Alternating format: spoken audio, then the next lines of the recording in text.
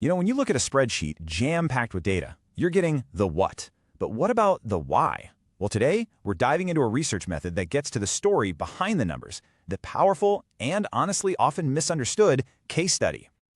I mean, really think about that. How do you figure out why a new policy was a huge success in one city but a total flop in another? Or what makes one specific classroom just so unbelievably innovative? Sometimes the context isn't just background noise, it is the entire story. And that's exactly where we need to move beyond the numbers. Look, large-scale surveys are fantastic for answering what or how many, but they kind of hit a wall when you need to ask the really juicy questions, how and why. For that, you need a totally different tool in your toolkit. So let's imagine the case study as the researcher's microscope. It's not designed to give you the big, wide-angle view of the whole landscape. Nope, it's designed to zoom way in on one single complex thing and understand it in breathtaking detail. All right, so what are we actually looking at under this microscope? Well, at its core, a case study is all about examining what's called a bounded system. The key word there is bounded. It just means you have to put a clear frame around what you're studying. The experts, people like Robert Yin and Sharon Merriam, they define it as a deep dive into something happening right now, in its actual real-life setting. The case itself, it could be a single person, a new program, a whole organization, or even a specific event. The most important thing to remember is that you're studying the whole shebang, context and all. And this really boils down to three key features. First, like we said, the case has to be bounded. You have to define its edges. Maybe it's a project that lasted 6 months, or it's everything that happened at a single clinic. Second, that real-world context isn't just scenery, it's a critical part of the puzzle. And third, you use multiple data sources, interviews, documents, observations to build a rich 3D picture of what's going on. But here's the thing. Not all case studies are the same. The kind of case you choose to study depends completely on your goal. It's all about picking the right lens for the question you're trying to answer. A researcher named Robert State gave us a super helpful way to think about this, breaking it down into 3 types. First, you've got the intrinsic case study. That's when you study something just because it's fascinating and unique in its own right, like that one-of-a-kind innovative classroom. Then there's the instrumental case, where you use a specific example, say a policy that failed, to shed light on a much bigger issue. And finally, you have the collective study, where you look at a few different cases to see if you can spot any larger patterns. Which, of course, brings us to the big practical question. When should you actually reach for this tool instead of, a survey or an experiment? Simple. You go for a case study when your questions are how or why. You use it when the problem isn't a neat little variable, but a big, tangled mess. You use it when you need to see the whole puzzle, not just the little pieces. And, this is a big one, you use it when trying to study something in a lab would be either completely impractical or just plain unethical.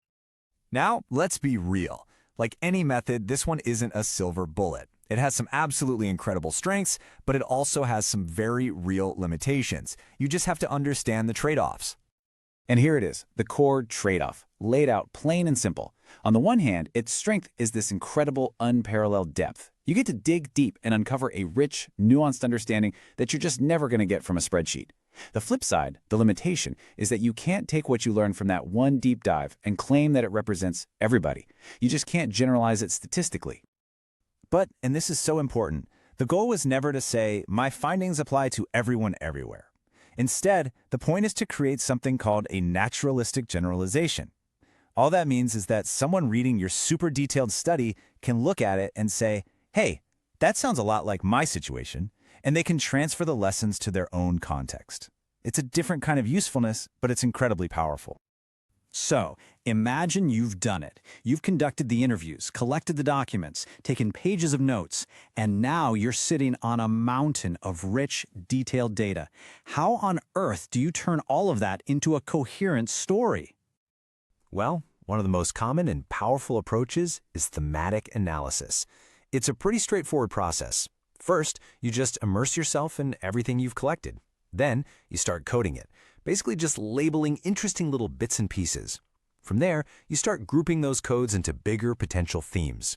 And finally, you review and polish those themes until a clear story starts to emerge from the data. And hey, that's not the only way to do it. Researchers use all sorts of rigorous techniques, like pattern matching or explanation building. The big takeaway here is that even though case studies tell a story, they're built on a very structured, very analytical foundation. This isn't just guesswork. Okay, so let's zoom back out and bring this all together. Why does this method, with its intense focus on the specific and the contextual, actually matter so much? It's because case studies deliver something that other methods just can't. They give us practical, actionable knowledge that we can use to solve real-world problems. They get to the bottom of those messy how and why questions. And maybe most importantly, they put a spotlight on actual human experiences, bringing the stories and realities of people right to the forefront. And that's exactly why you see this approach used all over the place in so many critical fields. Education, healthcare, public policy, business, the list just goes on. This is not some niche academic thing. It's a vital tool for actually understanding and improving the world around us. I mean, they're how you evaluate a new curriculum in a school by actually talking to the teachers, students, and parents. It's how you understand the rollout of a new hospital program by learning from the real-world challenges and triumphs on the ground. They truly tell the story behind the statistics. At the end of the day, choosing to do a case study is more than just a technical decision. It's a choice. It's a choice to value depth over breadth. It's a choice to embrace a small piece of the world and try to understand it in all its messy, complex, and beautiful glory.